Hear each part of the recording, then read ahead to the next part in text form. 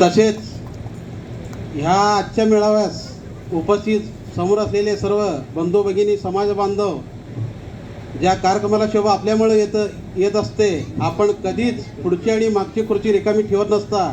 म्हणून सर्वतोपरी नेत्यांचं जर अभिनंदन केलंय, तुमचं जेवढं कौतुक करेल तेवढं कम आहे. का तर आजपर्यंत तुम्ही कोळी महासंघ व कोळी महासंघाचे राष्ट्राध्यक्ष रमेशदादा पाटील, चेतनभाई पाटील असतील, यांचा मान कधी झुकवलं दिलं नाही आणि देणार नाही असं मला तुमच्यावर खात्री आहे.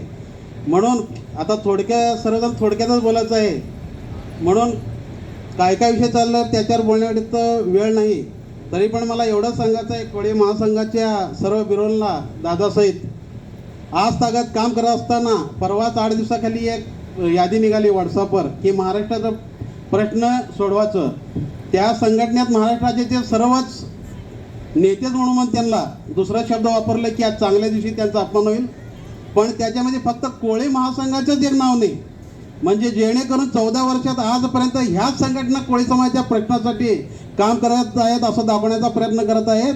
म्हणून रमेश दादांनी आज तागायत जेव्हा मंत्रालय असेल, जेव्हा कोळी समाजाच्या प्रश्नासाठी कर्मचाऱ्याचा प्रश्न असेल, तर तेव्हा सर्व समाजाचे हे माझे समाज बांधव अभ्यासू लोक आहेत. म्हणून प्रत्येक संघटनेचं विचार न करता हे समाजाचे आधी माझे बांधव आहेत आणि समाजाचे प्रश्न सोडवण्यासाठी ह्या सर्व अभ्यासू लोकांची गरज आहे.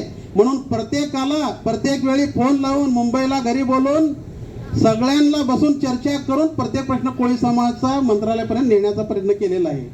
एवढं करत असताना सुद्धा जर त्यांची पुढची मानसिकता कोळी महासंघ एवढं मोठी संघटना असताना सुद्धा एवढं अहोरात्र पूर्ण पायलट बरोबर काम करत असताना, रमेशदादा पाटील त्यांच्या मुलासहित कुटुंबासहित काम करत असताना जर ही भावना त्यांच्याजवळ असेल तर दादा मला तुम्हाला आणि बॅलट बरोबर एक विनंती आहे, याच्या पुढे कोळी महासंघ म्हणून आज आपली सगळ्यांची नवीन नियुक्ती झालेली आहे.